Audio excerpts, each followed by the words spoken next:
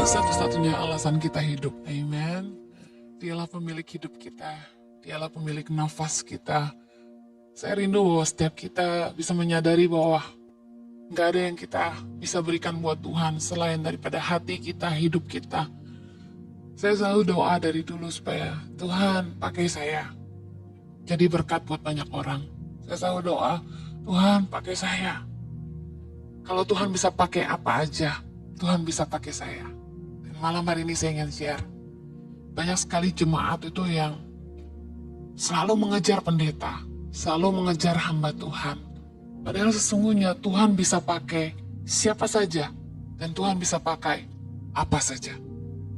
Tahukah Anda bahwa Tuhan bisa pakai batu menjadi anak-anak Abraham, kata Yohanes Pembaptis dalam Matius 3 ayat 9. Bayangkan, Yohanes bilang gini, janganlah mengira bahwa kamu dapat berkata dalam hatimu, Abraham adalah bapa kami, karena aku berkata kepadamu, Allah dapat menjadikan anak-anak bagi Abraham dari batu-batu ini. Tuhan itu bisa pakai apa aja. Kemudian, tahukah Anda bahwa Tuhan itu pakai keledai untuk membuat Bileam bertobat, berbalik. Tuhan membuka mata keledai Bileam waktu Bileam dalam perjalanannya menemui Raja Balak.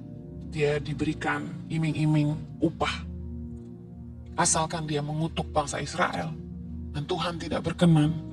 Dan Tuhan buka mata keledai Bileam untuk melihat ada malaikat di depan yang menghunuskan pedangnya hendak membunuh Bileam.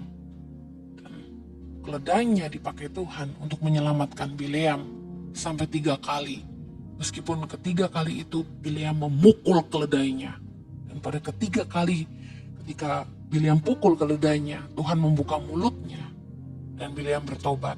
Bayangkan Tuhan bisa pakai keledai untuk membuat seorang nabi bertobat. Dan Tuhan juga pakai ayam berkokok untuk membuat Petrus bertobat. Kita tahu ceritanya. Sebelum ayam berkokok 2 kali dikatakan, Petrus sudah menyangkal Tuhan 3 kali. Luar biasa dalam Markus 14 ayat 72, pada saat itu berkokoklah ayam untuk kedua kalinya. Maka teringatlah Petrus bahwa Yesus telah berkata kepadanya, sebelum ayam berkokok 2 kali, engkau telah menyangkal aku 3 kali. Lalu menangislah ia terseduh-seduh. Tuhan pakai ayam berkokok, bayangkan, untuk membuat seorang rasul Petrus bertobat. Tuhan juga pakai ikan paus untuk membuat seorang Nabi Yunus bertobat. Kita ingat, Nabi Yunus tidak mau taat sama Tuhan, dan dia akhirnya masuk ke laut dan dia ditelan oleh ikan besar. Yunus 1 ayat 17. Maka atas penentuan Tuhan, datanglah seekor ikan besar yang menelan Yunus. Dan Yunus tinggal di dalam perut ikan itu 3 hari 3 malam lamanya. Yunus 2 ayat 1. Berdoalah Yunus kepada Tuhan Allahnya dari dalam perut ikan itu. Ikan besar, kita nggak tahu apakah itu paus, tapi kita selalu bilang itu ikan paus, tapi dikatakan firman Tuhan ikan besar.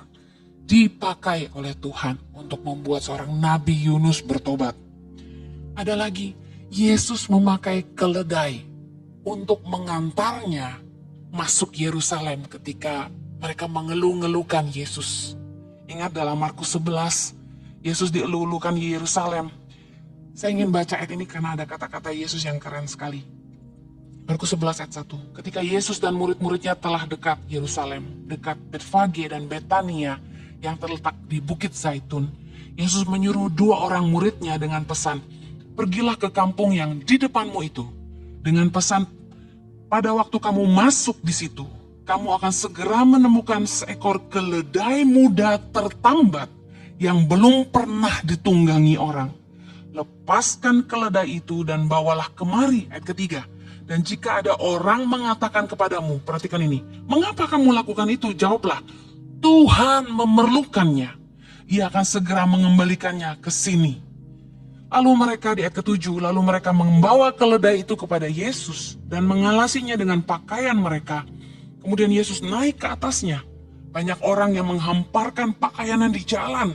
Ada pula yang menyebarkan ranting-ranting hijau yang mereka ambil dari ladang. Ayat 9, orang-orang yang berjalan di depan Dan mereka yang mengikuti dari belakang berseru, Hosana, diberkatilah dia yang datang dalam nama Tuhan. Diberkatilah kerajaan yang datang, kerajaan Bapa kita Daud. Hosana di tempat yang maha tinggi. Bayangkan, Yesus pakai keledai untuk mengantarnya ketika dia dipermuliakan di Yerusalem. Dikatakan Yesus memerlukannya. Kalau Tuhan bisa pakai batu, ayam berkokok, Tuhan bisa pakai Bileam, keledai Bileam, Tuhan bisa pakai ikan besar untuk menobatkan Yunus, Tuhan bisa pakai keledai untuk menghantar Yesus dipermuliakan di Yerusalem. Saya mau katakan, Tuhan juga bisa pakai hidupmu. Kalau ada yang sakit di hadapan Anda saat ini, ingat, Tuhan bisa pakai hidupmu. Kamu tidak perlu panik cari hamba Tuhan. Oleskan minyak, doa, bilang sama Tuhan, Tuhan, minyak ini minyak biasa. Tapi aku percaya dengan kuasa-Mu, seperti firman-Mu. Ketika kami mengoleskan minyak pada orang sakit, mereka disembuhkan oleh bilur-bilur kuasa darah-Mu. Asalkan dengan iman dan dengan kepercayaan kita mendoakannya, dan tidak bimbang hati kita, Tuhan pasti menjawab doa kita. Mari doakan orang-orang di sekitarmu. Tidak perlu lari sana-sini cari hamba Tuhan. Tidak perlu konseling telepon sana-sini cari hamba Tuhan. Tuhan bisa pakai apa saja. Tuhan bisa pakai siapa saja. Kalau Tuhan bisa pakai batu, Tuhan bisa pakai keledai, ayam berkokok, ikan besar, Tuhan bisa pakai hidupmu juga. Amen. Tahukah Anda bahwa Tuhan itu senang memakai orang-orang yang merasa dirinya tidak berarti. Tuhan senang memakai orang-orang yang merasa dirinya tidak berharga. Orang-orang yang dibuang. Tuhan senang pakai hidup mereka. Tahukah Anda bahwa bahkan apabila Anda lahir dengan cacat tubuh, disabilitas, Tuhan bisa pakai hidupmu. Dalam Yohanes 9, orang buta yang sejak lahirnya, ketika Yesus lewat di ayat yang pertama, Yohanes 9 ayat pertama, waktu Yesus sedang lewat, ia melihat seorang buta sejak lahirnya. Murid-muridnya bertanya kepadanya, Rabi, siapakah yang berbuat dosa? Orang ini sendiri atau orang tuanya? Sehingga ia dilahirkan buta. Jawab Yesus, bukan dia. Dan bukan juga orang tuanya. Tetapi karena pekerjaan Allah harus dinyatakan di dalam dia. Katakan amin. Bayangkan orang yang terlahir tidak sempurna saja bisa dipakai Tuhan untuk menyatakan karya-karya Tuhan dalam hidupnya. Bahkan gini, orang yang sakit sekalipun dalam Yohanes 11 ayat 4, ketika Yesus mendengar kabar itu, ia berkata, penyakit itu tidak akan membawa kematian, tetapi akan menyatakan kemuliaan Allah, sebab oleh penyakit itu anak Allah akan dimuliakan. Anda tahu Tuhan bisa pakai ketidaksempurnaanmu dan Tuhan bisa pakai kelemahanmu untuk menyatakan kemuliaannya. Tuhan bisa pakai apa saja, Tuhan bisa pakai siapa saja, dan Tuhan bisa pakai ketidaksempurnaanmu, Tuhan bisa pakai kelemahan tubuhmu untuk menyatakan kemuliaannya. Hari ini, apabila ada di antara Anda yang mengikuti ibadah ini, dan Anda sedang sakit, taruh tanganmu di bagian yang sakit dan katakan, penyakit ini tidak akan mendatangkan kematian, tapi akan menyatakan kemuliaan Allah. Aku percaya penyakit ini tidak akan mendatangkan kematian, tapi akan menyatakan kemuliaan Allah. Aku percaya tubuhku yang tidak sempurna ini akan menyatakan kemuliaan Allah. Hidupku yang tidak sempurna ini akan menyatakan karya-karya Allah. Mari ucapkan berkat firman Tuhan atas hidupmu. Dengar baik, kalau Tuhan bisa pakai apa saja, Tuhan bisa pakai hidupmu juga.